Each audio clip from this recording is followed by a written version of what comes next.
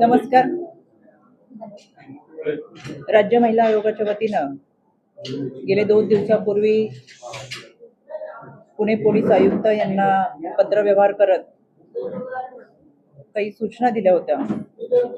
यामध्ये राज्य महिला आयोगाला कुमारी सानवी बहुउद्देशीय सेवाभावी संस्था असेल, शांताबाई बहुउद्देशीय सेवा व इतर अनेक संस्था यांच्या वतीनं पत्राद्वारे काही मेल केले होते. तसेच आयोगाकडे काही त्यांनी मागणी केली होती आणि एकंदर या सगळ्या अनुषंगाने पुणे पोलीस आयुक्तांना पत्र लिहिलं होतं. गेले 2 दिवसापूर्वी पाठवलेल्या पत्राचा अहवाल पुणे पोलीस आयुक्तांकडून आज राज्य महिला आयोगाला प्राप्त झालेला आहे. यामध्ये या अहवालामध्ये जी माहिती आली आहे अतिशय भयावह आणि भीषण परिस्थिती या अहवालामध्ये मांडलेली आहे. यामध्ये 27/7/2025 रोजी पहाटे 3:20 रूम नंबर 102 स्टेबर्ड हॉटेल खराडी या ठिकाणी छापा कारवाई करण्यात आली होती.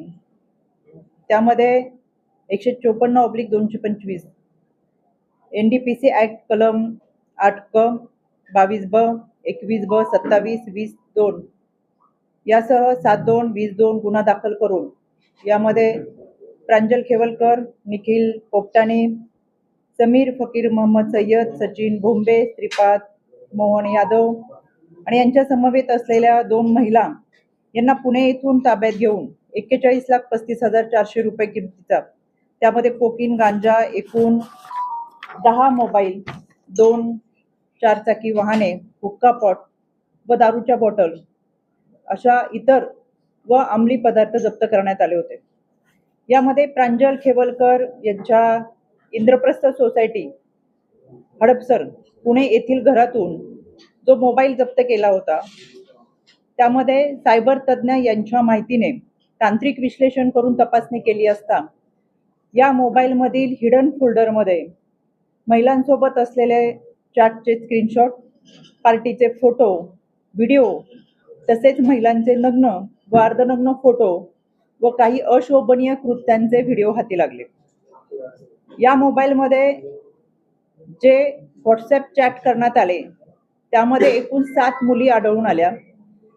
या मुलींची नावं 7ही मुलींची नावं आरुष या नावाने सेव्ह केलेली होती.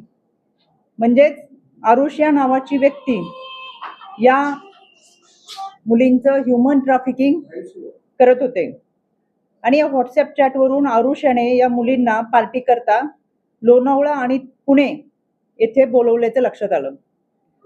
पोलिसांनी छापा टाकला त्याच्या अगोदर सुद्धा 2 दिवस म्हणजे 25/7/2025 रोजी त्याच ठिकाणच्या हॉटेलमध्ये रात्री 10 ते पहाटे 4 वाजेपर्यंत दारू व हुक्का पार्टी चालू होती. त्यावेळेस ही काही वेगळ्या मुली या ठिकाणी बोलवलेल्या होत्या.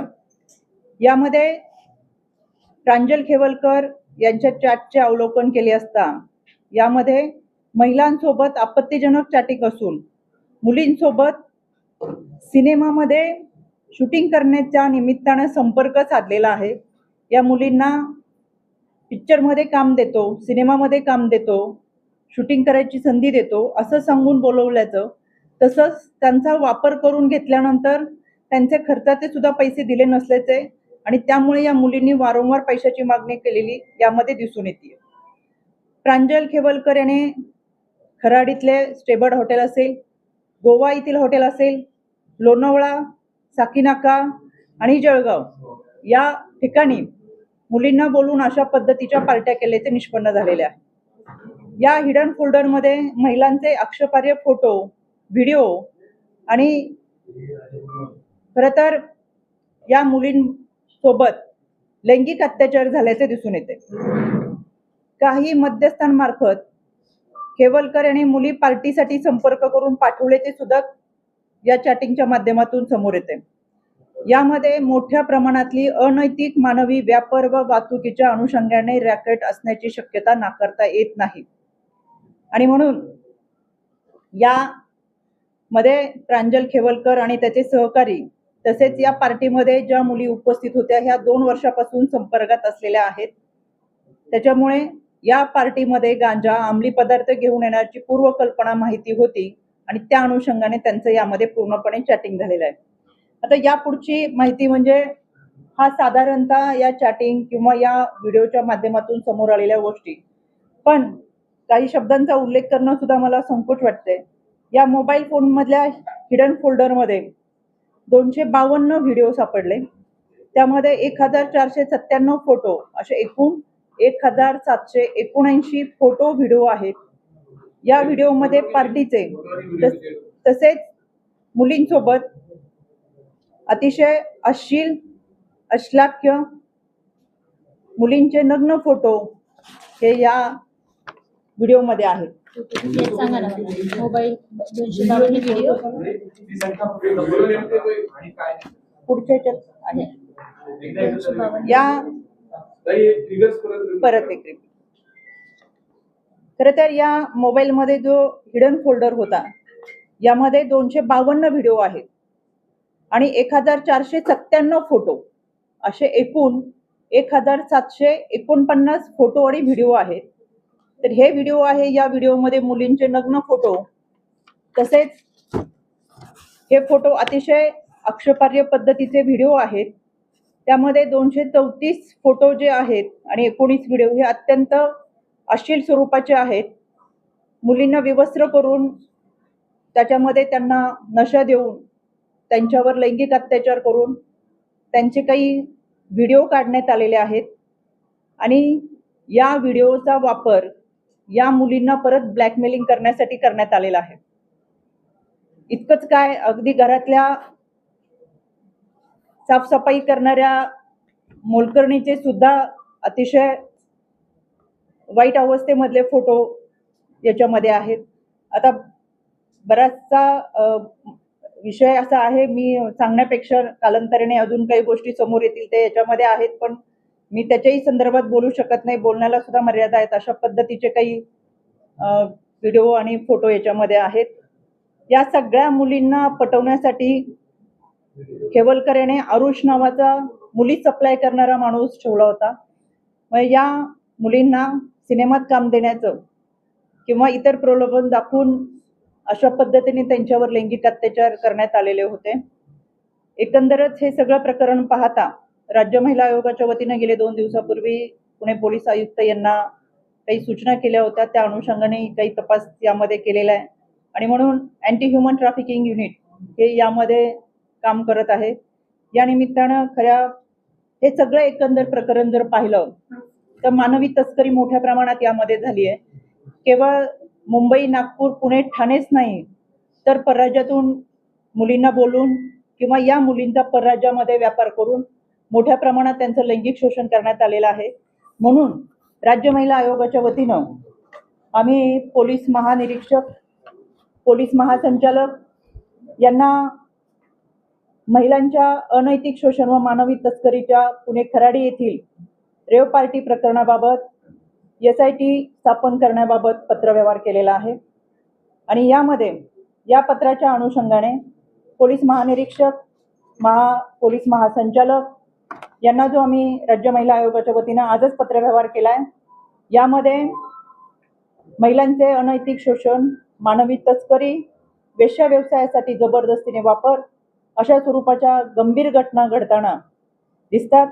विशेषतः पुण्यातील रेव पार्टीत महिलांचा अश्लील व अनैतिक वापर केल्याचे समोर आलेले आहे आणि म्हणून NDPS ऍक्ट नुसार जरी याच्यामध्ये गुन्हा नोंद झालेला असला तरी सुद्धा महिलांची मानवी तस्करी ही मोठ्या प्रमाणात झालेली आहे आणि म्हणून विशेष तपास पथक म्हणजे SIT स्थापन करून खालील चौकशींची तपास होणं फार गरजेचं आहे. यामध्ये आरोपीकडून 28 वेळा रूम बुक करून त्यामधील मुलींना त्या ठिकाणी बोलवलं होतं. यामागचा हेतू किंवा संघटित नेटवर्क याचा तपास व्हावा. 2 मानवी तस्करी प्रतिबंध पथक म्हणजेच अँटी ह्युमन ट्रॅफिकिंग डिपार्टमेंट कडून महिलांना कशा प्रकारे आणले गेलं, त्यांची फसवणूक कशी केली गेली, त्यांच्यावर दबाव कशा प्रकारे टाकला गेला आणि यामध्ये इतर कोणतेही माध्यम त्यामध्ये महिलांचे मूळ गाव, वय, वैद्यकीय अहवाल व ओळख दस्तऐवजांची खातरजमा व्हावी. 3 आरोपीचे मोबाईल, ईमेल, आर्थिक व्यवहार कॉल डिटेल्स याची सखोल तपासणी होणं गरजेचं आहे. 4. हॉटेल व्यवस्थापनाची सखोल चौकशी व्हावी. या SIT मध्ये महिला अधिकाऱ्यांचा समावेश करून चौकशी प्रक्रियेत गोपनीयता सुनिश्चित करण्यात यावी आणि या चौकशीनुसार दोषींवरती कठोर कारवाई करण्यात यावी, जेणेकरून भविष्यात अशा प्रकारच्या घटनांना प्रतिबंध होईल. खरं तर हे प्रकरण केवळ एका पार्टीपुरतं मर्यादित नसून मानवी तस्करी ही संघटित गुन्हेगारी आहे आणि ती अतिशय भयावह घातक परिस्थिती ही महाराष्ट्रामध्ये निर्माण करत आहे. ही घटना महिलांच्या अनैतिक शोषणाचे गंभीर वास्तव दर्शवते. महिलांना सन्मान, सुरक्षितता आणि हक्काचे रक्षण करणे हे सामाजिकदृष्ट्या तसंच कायद्यानेही आवश्यक असल्याने या पार्श्वभूमीवर या SITच्या माध्यमातून न्यायोचित, सखोल व वेळेत तपास व्हावा अशी मागणी राज्य महिला आयोगाच्या वतीनं पोलीस महासंचालकांना केलेली आहे आणि तशा पद्धतीचा पत्रव्यवहार हा आज करण्यात आलेला आहे.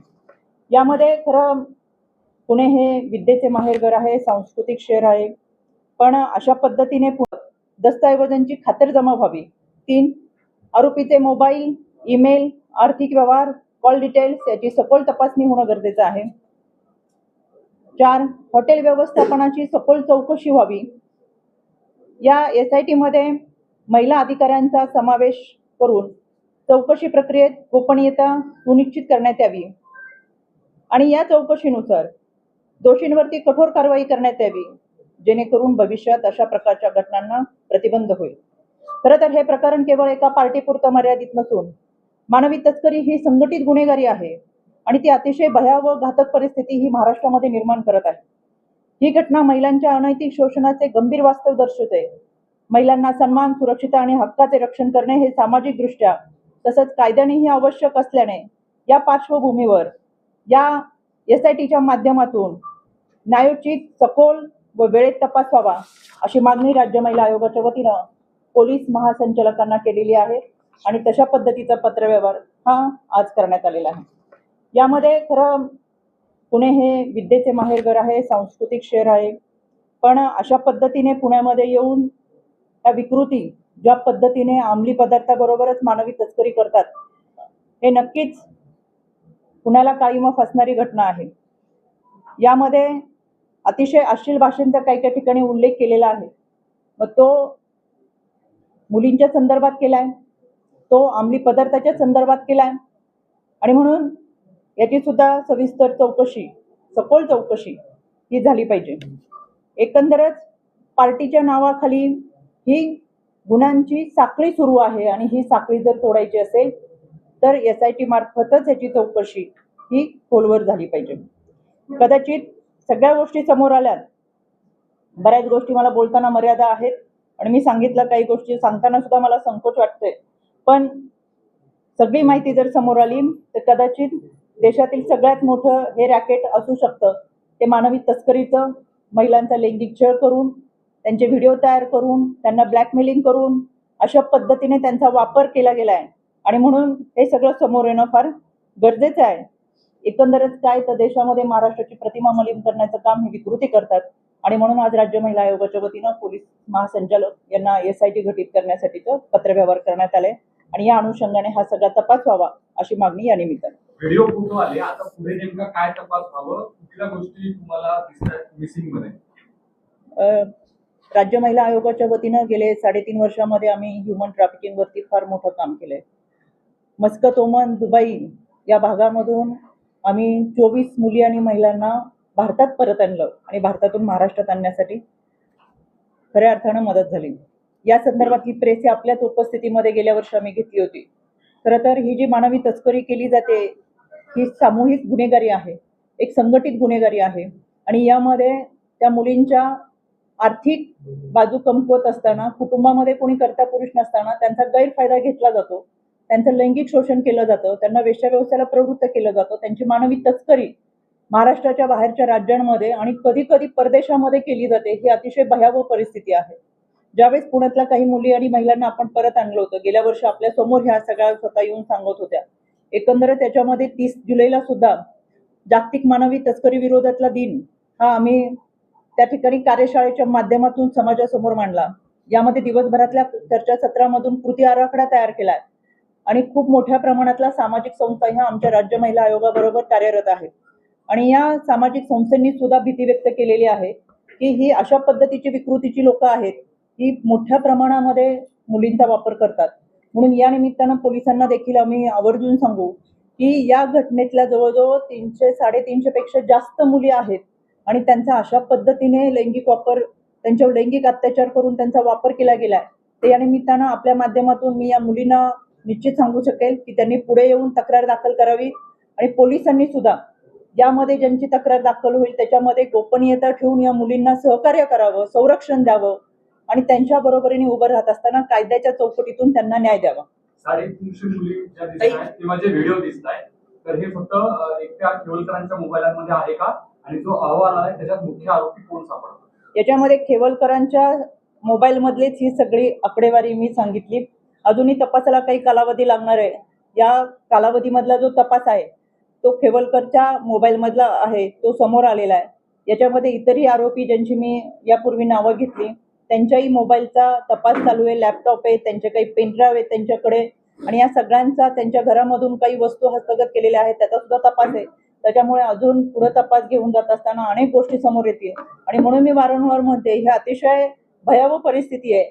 काही शब्द मी इथं उच्चारू शकत नाही, काही माहिती मी इथं सांगू शकत नाही, इतकी भयान परिस्थिती आहे आणि कालांतराने आपल्या समोर या सगळ्या गोष्टी येतीलच. काही दोन प्रश्न आहेत. राज्य सरकार एसआयटी स्थापन केली आहे की करणार? भाऊनी 2 मिनिट थांबा.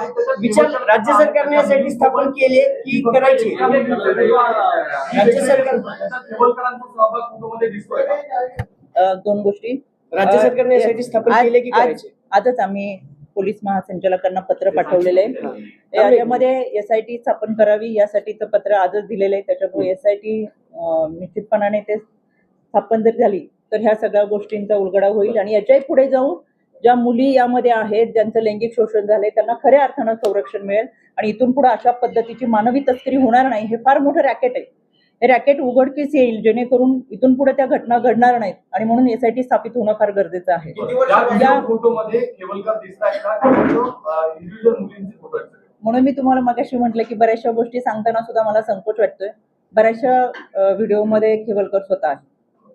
कुठलाही गुन्हा असेल किंवा तक्रार असेल, एक तर स्वतः पोलीस फिर्यादी होतात किंवा संबंधित व्यक्ती फिर्यादी होत असतो. हा जो काय मोबाईलचा डेटा असेल तर तो आपण पोलीस त्यांना अडकवताय की काय, असं एक संशयाची सोयी निर्माण होते असं बोललं जात आहे. अडकवण्याचा प्रयत्न आहे. मला असं वाटतं त्यांच्या मोबाईल डेटा जरी असला तो कुठली मुलगी पुढे आली नाही सांगायला की असं केलेलं आहे. म्हणून आज पत्रकार परिषद घेण्याचा उद्देश हाच होता की खूप मुलींना अजून कल्पना नाही की आपल्या पाठीमागे पोलीस प्रशासन कसं उभं राहील, कारण की बऱ्याचशा मुलींच्या कुटुंबामध्ये कोणी कर्ता पुरुष नाहीये किंवा त्यांना पाठिंबा देत खऱ्या अर्थानं त्यांना संरक्षण देण्याची भूमिका ही घरातल्या कुठल्या व्यक्तीची असावी असंही नाही. अनेकांच्या घरामध्ये त्यांची जबाबदारी, संपूर्ण कुटुंबाची जबाबदारी या मुलींवरती आहे. आर्थिक परिस्थिती बिकट आहे आणि असं असताना त्यांचा अशा पद्धतीने वापर केला गेलाय आणि म्हणून याच माध्यमातून मला आवर्जून या मुलींना सांगायचंय. आणि केवळ ही आमच्यासाठी पहिलीच घटना आहे असं अजिबात नाही, कारण की याच्यामध्ये पहिलीच घटना अशी नाही की आम्ही आज पहिल्यांदा बोलतोय. तर ह्युमन ट्रॅफिकिंग मध्ये गेले 3.5 वर्षामध्ये काम करतो आणि गेल्या वर्षी पुण्यामध्ये आपल्या समोर पत्रकार परिषद यासाठी घेतली होती कारण की इतर महिलांनी सुद्धा समोर यावं. आणि म्हणून मला असं वाटतं आज सुद्धा या पीडित त्याच्यामध्ये ज्या मुली आहेत त्यांनी समोर येऊन तक्रार नोंदवावी. बऱ्याच जणांनी तक्रार द्यायला सुरुवात सुद्धा केलेली आहे.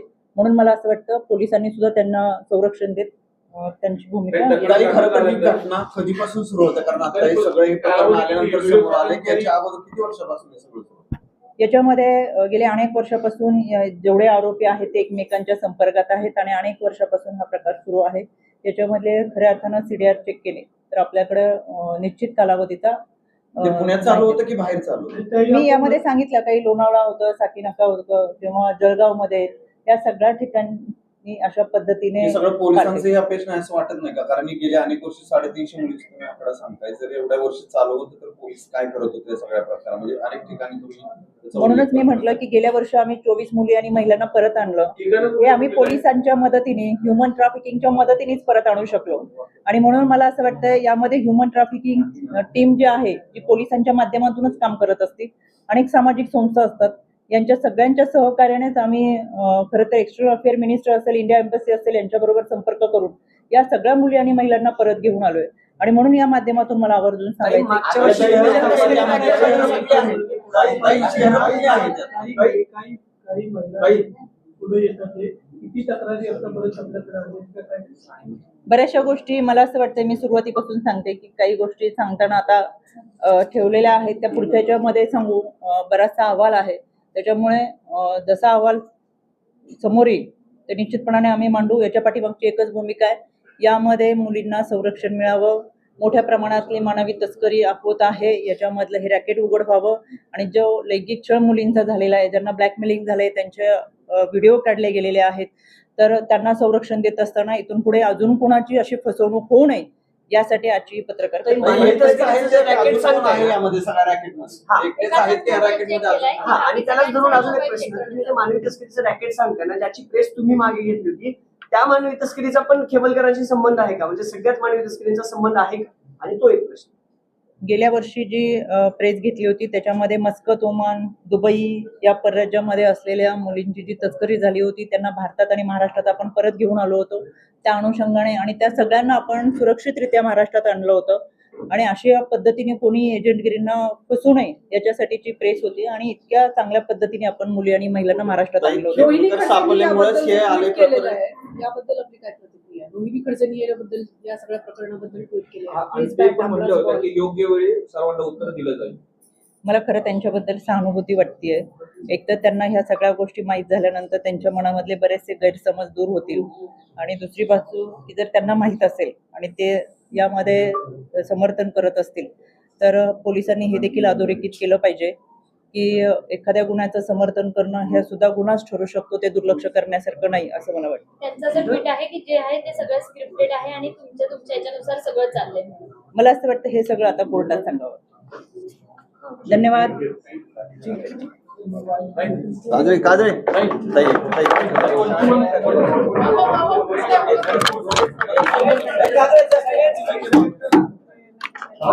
नंबर लावा रे, नंबर लावा.